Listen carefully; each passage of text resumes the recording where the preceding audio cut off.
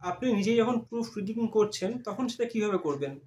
মানে আমরা যারা একদমই অভিজ্ঞ নয় প্রুফ রিডিং সম্বন্ধে, মানে কিভাবে কারেকশনস করতে দিলে সেটা প্রেসের লোকজন বুঝতে পারবে দেখে, সেটা আমার কাছে একজন আমি আমার যে উপন্যাসটা আছে সেই উপন্যাসটা একজন প্রুফ রিডারকে দিয়ে দেখিয়েছি। তিনি কারেকশনস করেছেন। সেটা আপনাদের এখন দেখাবো। তাহলে আপনি বুঝতে পারবেন কোন কারেকশনসটা কিভাবে করা হয় আরকি। চলুন দেখা যাক। সময় আর মতো এর মাঝখানে গ্যাপটি আছে, এই গ্যাপটাকে কমাতে হবে, মানে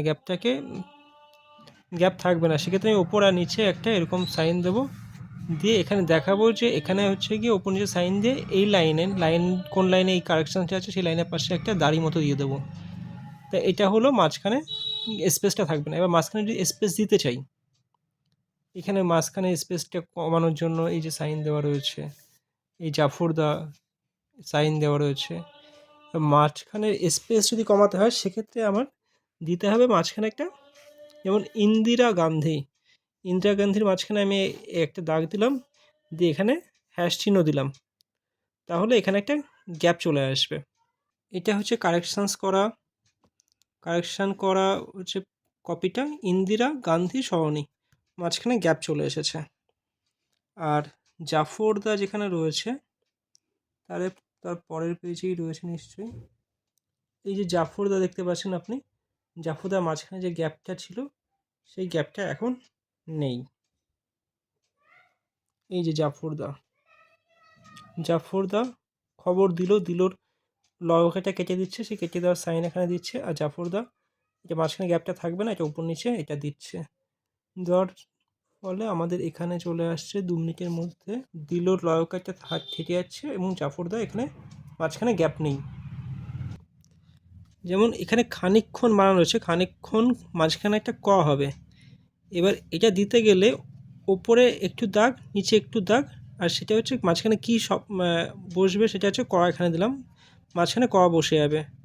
এটা হচ্ছে সাইন। এটা যদি উপর থেকে পুরো নিচ পর্যন্ত লম্বা নয়, উপরে একটা দাগ আর নিচে একটা দাগ, মাঝখানে ক বসবে। এটা আমি আরেকটা উদাহরণ দেখাচ্ছি, তাহলে আরও ভালোভাবে বোঝা যাবে।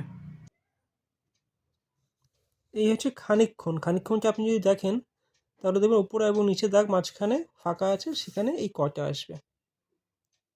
এইভাবে একটা যদি আপনি অক্ষর মাঝখানে বসাতে চান তাহলে সেটা এখানে চলে আসবে। মাঝখানে গ্যাপ দেওয়ার আরেকটা উদাহরণ এখানে দেখতে পাচ্ছি, 4 ফুটের মাঝে গ্যাপ হবে, সেই গ্যাপের সাইনটা এরকম হ্যাশ সাইন দিয়ে দেখিয়েছে। এখানে কি দেখতে পাচ্ছি, 4 ফুট বাই 6.5 ফুটের একটা হোমমেড খাট বা চৌকি। এই 4 ফুট বাই 6.5 ফুটের একটা হোমমেড খাট বা চৌকি, 4 ফুটের মাঝে একটা গ্যাপ চলে এসেছে। কোনো একটা শব্দকে যদি পুরোপুরি করতে হয় সেক্ষেত্রে পুরোটাকে গোল করে এইভাবে চেঞ্জ করা যেতে পারে।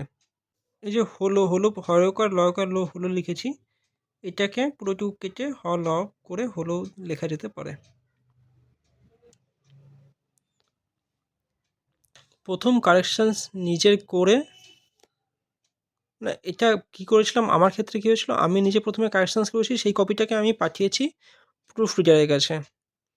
এটা ভালো হতো যদি এই কারেকশানসগুলো নিজে চেঞ্জেস করে তারপর প্রুফ রিডারকে দিতাম, তাহলে বোধহয় আরও একটু বেশি ভালো হতো। এই যে সাইনটা আপনি দেখছেন, এই সাইনটা মানে হচ্ছে কি এখানে এন্টার হবে এবং নতুন প্যারা শুরু হবে এখান থেকে। তনয় সিরাজদের নিরাপত্তার কারণ বুঝতে পারে, এটা হচ্ছে নতুন প্যারা শুরু হওয়ার। এবার আমি যখন কারেকশানস করেছিলাম, আপনাকে আগেও বলেছি, প্রিন্ট নিয়ে তারপর আপনি নিজে কারেকশানস করবেন। এখানে যেমন এই যে সে কথাটা ঢুকবে, এইভাবে করা যেতে পারে। মানে আমি তখন জানতাম না, মোটামুটি একটা আইডিয়া ছিল।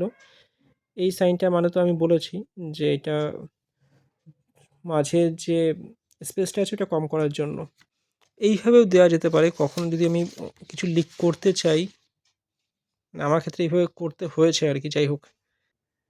মোটামুটি এটাই, আমি পরবর্তী সময়ে আবার দেখাবো যে যদি অন্য কিছু মাথায় আসে আমার, যেগুলো মাথায় রাখা দরকার, তাহলে সেগুলো আমি শেয়ার করব। ধন্যবাদ, দেখা হবে পরের ভিডিওতে।